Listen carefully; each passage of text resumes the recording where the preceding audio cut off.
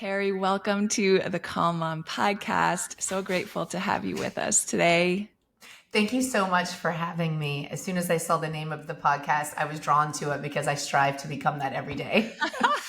It's a journey. It's a journey. It's a daily journey. Yeah, I hear that.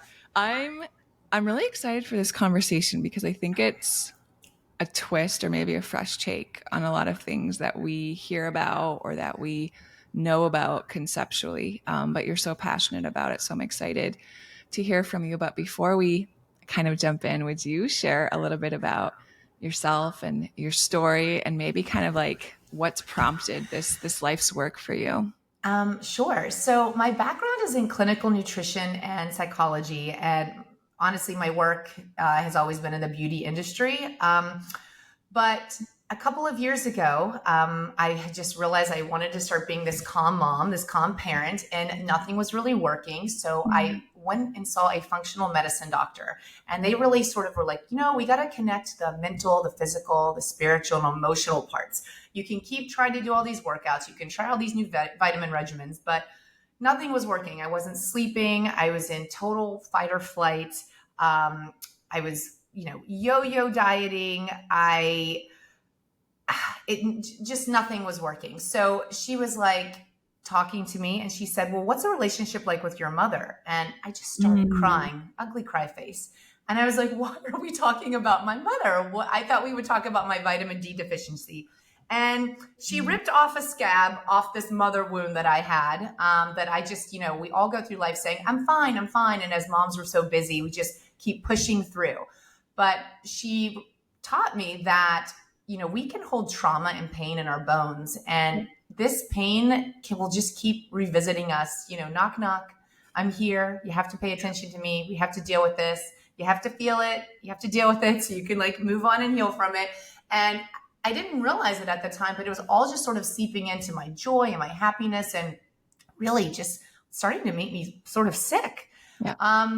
So I didn't really find this purpose when it came to toxic parenting. I just realized I've been carrying my pain, which has honestly become my purpose for decades, and something that has kept me so silent with shame, because shame sort of does that to us. It sort of turns down the volume on our voices and keeps us silent. And honestly, I'd have to say, even though I've been estranged from my mother for 14 years, I really didn't start the true healing till about 2 years ago, because I turned up the volume on my voice and just really started getting honest with myself. So I really want to inspire other women to become the moms that they are meant to be, and maybe perhaps they didn't have. I want to inspire women to turn their pain into their power, because it really can be our potential, and to shift to more positive parenting. Yeah. Oh man, that story is so beautiful. And I'm sure so many people, maybe even all of them listening, can relate on a certain level, because these are the women that I see come across my desk every day. And it's like, I'm snapping at my kids. I don't remember the last time I had that bubbly joy coming up. I can't sleep. I'm so tired, all these different things. Right. And we are so quick to diagnose the symptom, like you said, and go find, right? And I try to share as often as I can, it's not because you're doing it. It's not because you're not cut out for this. It's not because, whatever, all of these different stories that we tell ourselves, there's something so much deeper that is asking for you to pay attention and get incredibly uncomfortable, as I'm sure it is, especially when we have shame and we're not even aware, right, of so many of these root causes for how we're showing up in really unexpected ways. Not at all. Not at all. I mean, I laugh almost at this point, because I'm like, wow, if all the things, all of the trauma and pain I carried with for decades literally led to other things. I mean, it led to low self-esteem, lack of self-worth. I've battled eating disorders.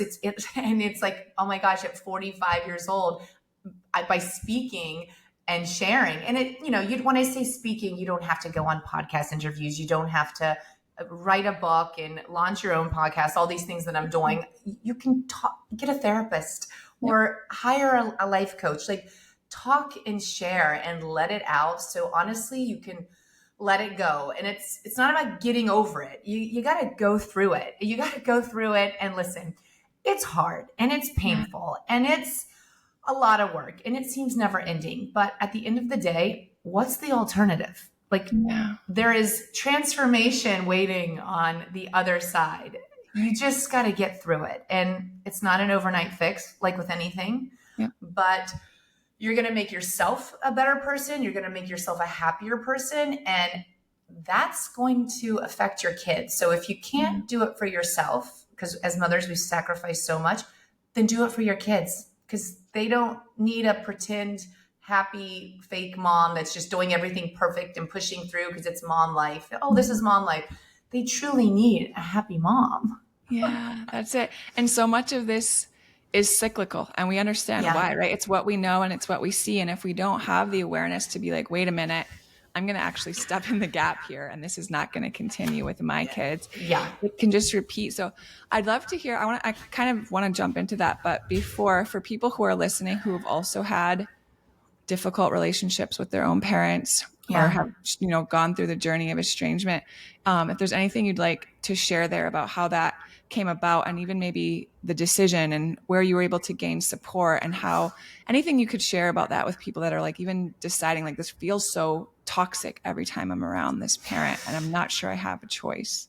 It's really hard, because if it was a boyfriend or a girlfriend or a friend, it would seem the decision like, wow, this is toxic. This relationship doesn't make me happy. And so we were able to, navigate that more easily and digest that. But when it's a parent, it's really hard. And it's because it's our parent. It's our, my mother is the first person to teach me love. Like, even when I'm in the womb, like she's the first voice that I hear. She's the first everything. So it's almost like I feel like the shame of like not feeling loved or not feeling like a priority for my mother to choose me over her own pain and her own problems and past. Because, as a mother, I know what it's like to be a mother now. So the unconditional love that I have for my children is just a given. Like, I couldn't not love my children. I couldn't not choose them. I couldn't not turn off and protect, like a gatekeeper, keep my past out of my parenting. Like, it's just a given. Yeah. And so, I didn't know that then 14 years ago, but, I found myself, I met the love of my life. I was planning a wedding and seeing our future, and we had no boundaries yet, my mother and I, but it was just almost like a broken record player. Every day I was living in her pain and living in her past, and that affects me. Yeah. She's my mother. It's not like my best friend. It's my mother. And I thought to myself, I'm never going to be able to move on. I'm never going to be able to have my life without her story in my, her voice constantly, whether it's answering the phone or talking to her or just constantly my inner voice. And I tried to set boundaries and they weren't respected. And, the thing about boundaries is that if you're in a relationship with your parent and it makes you feel pain and traumatized and drained and sad and just emotionally depleted, I mean, these are sort of little red flags. And I was 31 at the time. So this is like 20 something years of this. This isn't an overnight decision. And I definitely don't promote estrangement. I promote empowerment. So whatever it takes to get to that. So boundaries for me really gave me the space to prioritize my own well-being and my mental health. And my mother wasn't at my wedding. I got married and I have lived happily ever after, and I am becoming, and I am the mom that I never had. And I honestly don't think I could be the mom that I am today if I had her voice constantly, Yeah. So it's not that it's not painful, but the reward is so much greater. The well-being and mental health and the emotional well-being of my children and my husband and myself and our family unit outweighs the relationship with my mother. And that's sad to have to make that choice. And I have to remind myself that she's the parent and I'm the child, no matter now that I'm 46 and she's in her 60s, I'm the child. And so for me to have to make that decision, carry that weight is still not fair. But like how I had the choice to heal and be a better parent, she did too. Yeah, I think that's so true. And I think that can be a hard realization. But it is beautiful. And I love that you're seeking empowerment through this and have tried the boundaries, and this is what's best for you and for your family. And I wonder, for people who are listening, who are knowing that they need to set boundaries with either their parents or people that are close to their family, or make this decision for estrangement if nothing else is working. Can you talk a little bit about how you shared that with your children? Like, how do you explain that to them? Yes. And, it was a question I was dreading forever. My daughter is 9 and my son is 6. My son doesn't really ask anything yet, but my daughter, when she was about 7, when am I going to meet your mom? Where is your mom? And so maybe she was like 6.5 and COVID was happening. So I had the world is in a pandemic. We're all on lockdown. So I really, I really used that to my advantage, unfortunately, for probably 2 years. And then, kids are not stupid. I know back in my childhood, I know when, you become a certain age where you know who your parents are. So everyone listening and you're dealing with things, realize that, you do become a certain age as a child. Maybe it's 8, 9, and 10, where you see the truth. You see who your parents are. And I never wanted my children to see me as a liar, or something that's ashamed of anything. So I just, continue to say, mommy's trying, unfortunately, grandma is, sort of sick and she's not well. And I want her to be her best. And I want for you and for mommy, because mommy needs to, protect her own self. And I want her to be happy, but just know that, like, I'm trying, and I don't know when it's going to happen or if it's going to happen, but just know that your grandmother loves you and she would love to meet you. And just that I'm trying. And she really hasn't talked about it much then. I mean, it was on and off for a couple of months, but she hasn't brought it back up then. So that's just sort of where I'm at. I mean, for everyone that's navigating this, just to share, because you can be like, oh, well, how does this work with boundaries? I was blessed with 2 toxic parents. So my mother is toxic and my father is toxic. My father respected the boundaries. He actually moved from West Virginia to Miami, lives 5 minutes away from me, and he's a part of my children's life. And even though him and I, with our relationship sometimes is sort of the same, he has never done anything around my children. He puts on his game face and he loves his grandchildren. And he's honestly the grandparent to them. That he's never been the parent to me. And honestly, that's okay. That's okay, because, my children are happy and they have their grandfather. Right. So your parents do have a choice. And my dad and mom were both equally toxic in their own ways. And I'm shocked that he's the one that respected the boundaries and she's not, but it can happen. I mean, your children need you to protect them. You're your parent. So whether it's a toxic friend or a person or a teacher or a bully at school or a grandparent, I mean, it's all the same to them. It's, it's all the same. Yeah. Yeah. I always tell my kids, like, my number one job is to keep you safe. Yeah. Right. And that's what I hear a lot of that. And then even in your prioritizing, telling them the truth in an age appropriate way. Yeah. I think that's so beautiful, because I think it's so easy for us to want to just, shove stuff under the rug. Yeah. But it will come to light, and to be honest in an age appropriate way is such a lesson in and of itself. Yeah. Yeah.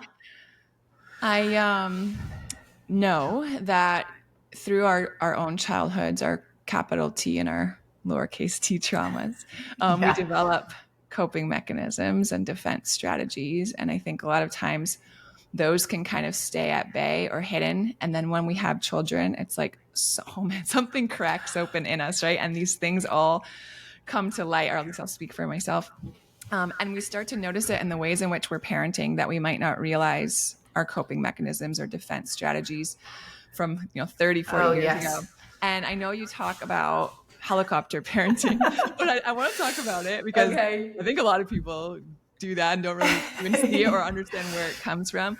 And anything else maybe that you noticed that was coming up and you're like, man, like, where is this coming from? Where did this start? And I'm deciding to do something differently about this now that I have the awareness. Yes. Helicopter parenting was a huge sign for me that I was having trauma, because since the moment my kids were born, literally after they came out of me, I was hovering. I wouldn't let the nurses, unless there had been an emergency, but they were healthy and fine. No one was allowed to take my kids out of the room. I did not trust anyone. I started to catastrophize like everything. They're going to be kidnapped, so they could be suffocated. They could choke. Like, I was just hovering. And honestly, my intentions were good, but it's just not best for kids and their independence and the skills that need to develop. Just helicopter parenting leads to burnout and stress. And everything I try to teach my children to embody in life or to be in life, authentic and calm and peace and have self-awareness, like I have to have those things myself and to teach them. And helicopter parenting was just, I think, suffocating us all. And I think that comes from, honestly, my upbringing of just not being able to control anything and always seeing bad things happening and always seeing people in pain and just never having any control. And I think I just latched on and just was so scared of life that I just tried to control it in every way that I could. Yeah.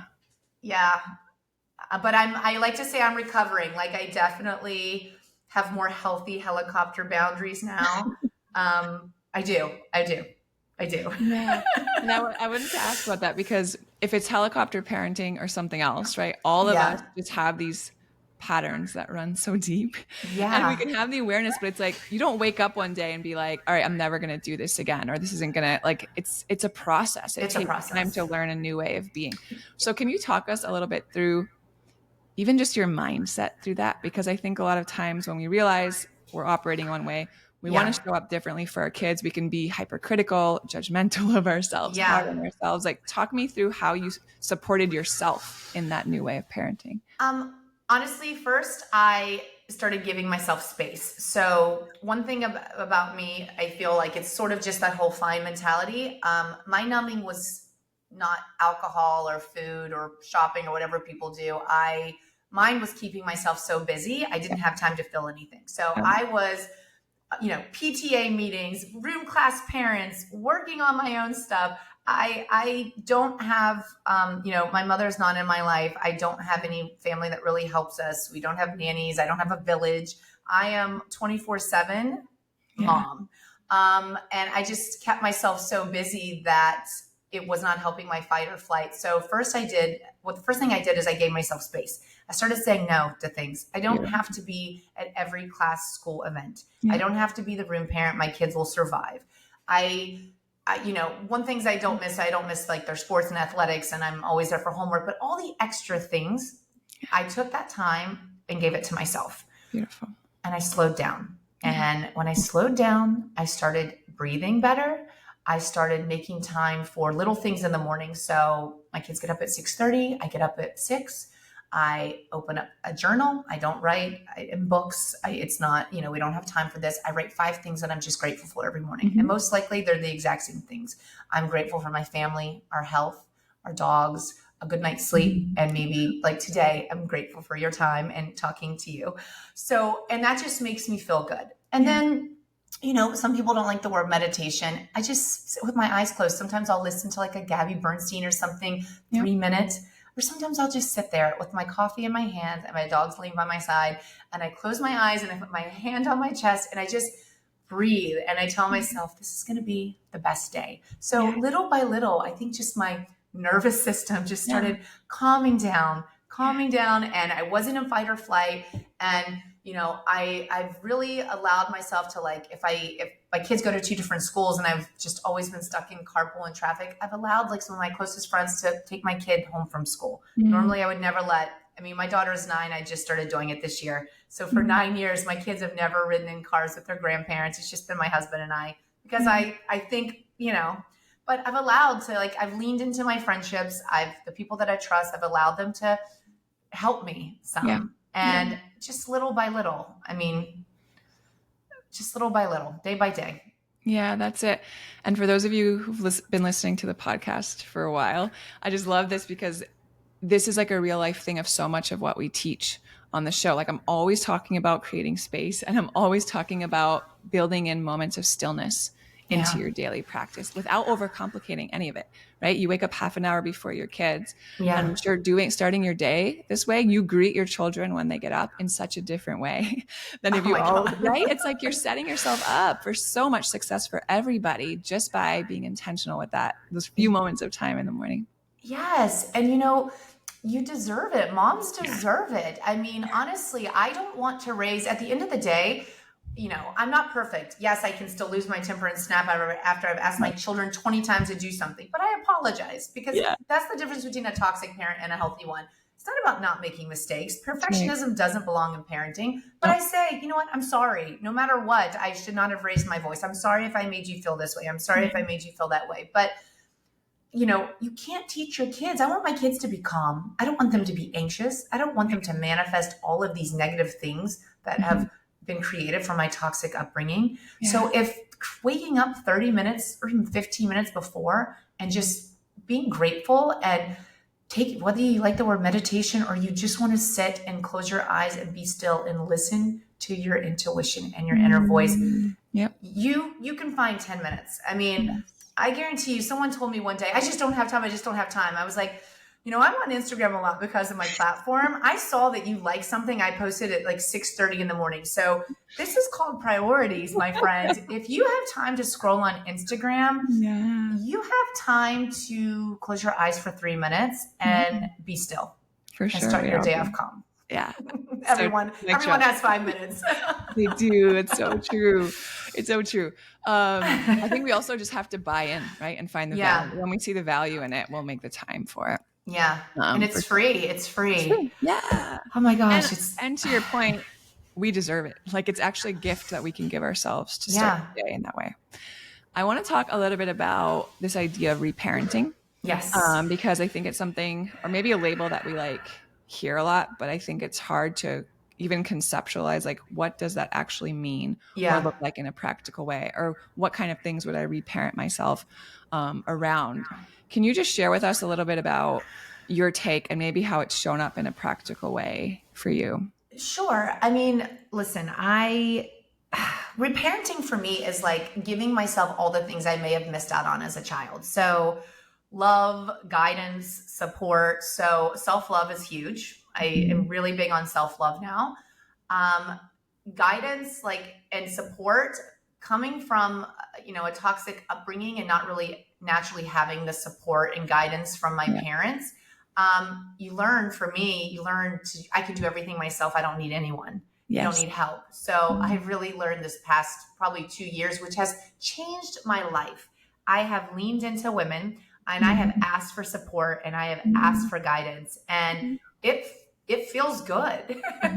It really feels good. So, I mean, reparenting for me is just giving myself all of those things and also realizing my power. I can give myself now as an adult everything I couldn't get as a child. I have that power. I can give myself all of those things. Yeah. And that's how I reparent myself.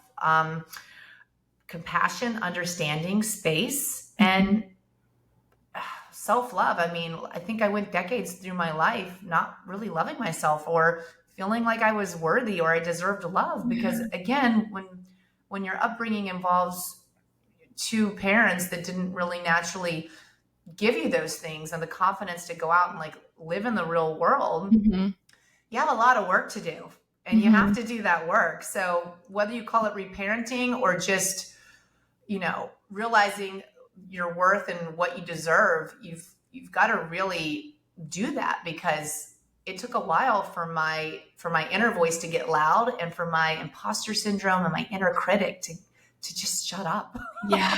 Just shut up. And now I have my power and my inner voice is so loud, and it comes from sharing and talking and not being shamed and not feeling shame, that I don't really hear those things all the time anymore. Wow. What a beautiful them every day. Yeah. Or at least you recognize them when you hear them, right? Oh yeah. You're not just running the show. Yeah. I always say that we're, as human beings, we're always playing one of two games, and it's either an outside in game or an inside out game. Oh yeah. And when we learn how to reparent ourselves, we're really learning how to play an inside out game where I'm the one that gets to choose, right? Yeah. Whether I'm supported, whether I'm feeling peaceful, whether I'm happy, whether I'm experiencing joy, with all of these things, they're all, it's just such a place of empowerment. I think a lot of women struggle with this idea of self-love in particular. And I love that you've kind of latched onto this as being something that's been so life-changing for you in the last couple of years. Can you give us practically, what does that look like for you? Is it that your inner voice has changed, kind of like you were alluding to? Is it something that you do differently? Is it something that you gift yourself? Like, how does self-love, what does that look like for you? For me, it's working on my inner voice. Yeah. It's dissolving perfectionism, that I put myself to such standards in every aspect of my life. It was just making me sick. So dissolving perfectionism. And, that may sound hard to do, and making time for self-love. It's not selfish. Like, again, I want my kids to see that I love myself, because I want them to love themselves. I want my kids to not think that they have to be perfect, because they see me striving for something that's just a lie and doesn't exist. So if someone's listening and thinking, I don't have time, I'm a busy mom, if you won't do it for yourself, your children are watching you. They are watching you constantly. They are absorbing. They are these emotional sponges. They are absorbing it all.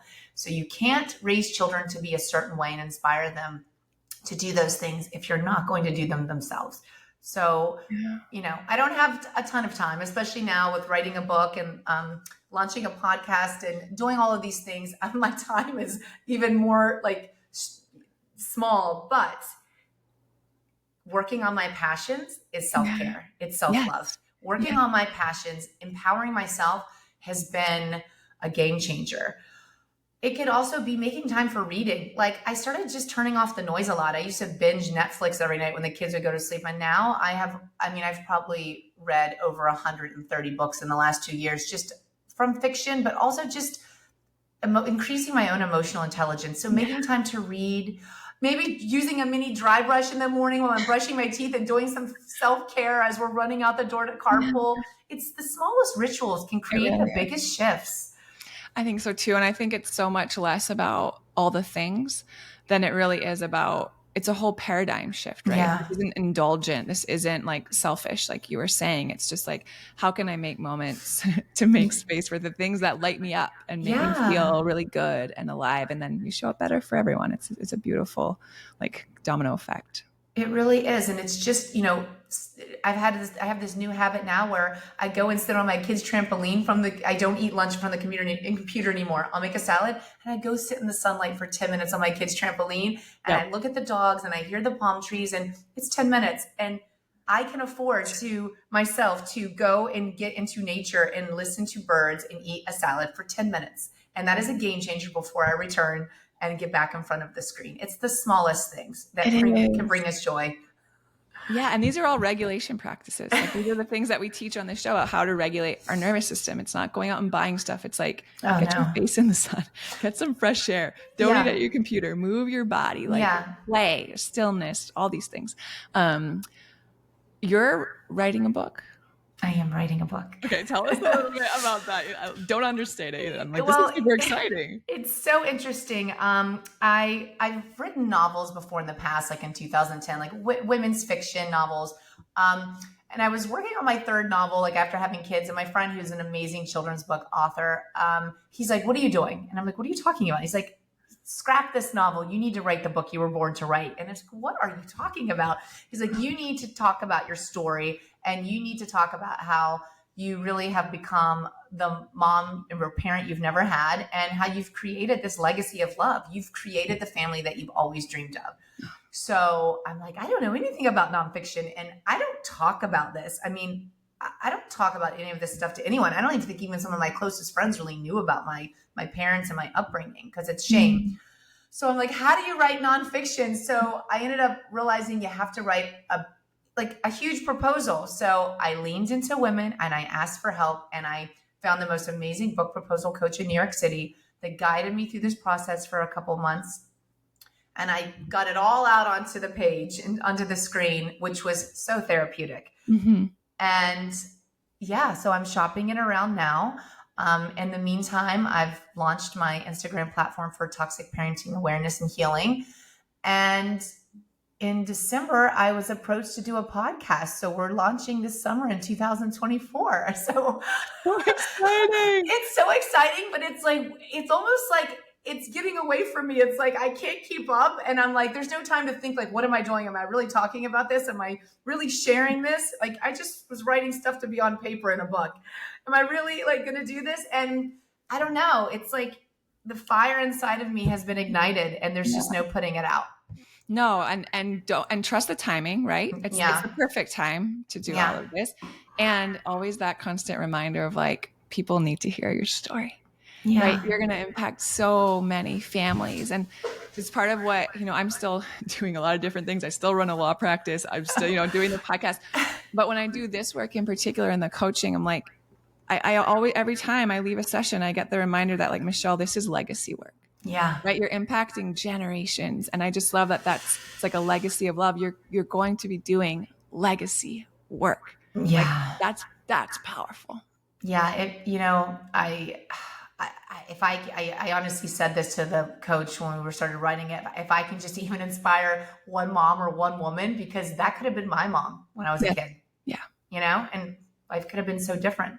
But it's okay how it turned out, because I'm grateful that I have not allowed pain to push me down, but to propel me forward. So I am taking my story and running with it and embracing it all. And you're going to encourage so many to do the same. I can't wait. I am rooting for you so hard. Oh my gosh. Thank you so much. Yeah. So does the podcast have a name, or how can people, tell us how people can be on the lookout for all the things you have coming and connect with you now? Yes, my website is Cari, Cari.fund, F-U-N-D, and on my Instagram platform at Cari.fund. I'll be launching it and probably announcing it really next month, probably in a couple weeks. But the podcast name is called Surviving Roots, and it's about it's a crash course in turning pain into power. Oh my goodness. What a timely topic. It's gonna take off. It's gonna do so well. Well, thank you for sharing your story with us. Well, thank you for encouraging and inspiring all of us and speaking life over this. I think it's so easy to take such a different approach, but you've chosen one that is really inspiring and admirable. So I'm so grateful. I'm so grateful that everyone gets to hear your wisdom today. Thanks so much for being with us, Cari. Michelle, thank you so much for having me and holding space. And I just want to thank you for everything that you're doing, because you're doing legacy work as well. And everything that you're doing to inspire other mothers just to be present, to be still, and to be calm. So thank you. You have inspired me. And I hope to have you on as a guest one day. Oh, I would love that. I would love that. I would be honored. Thank you.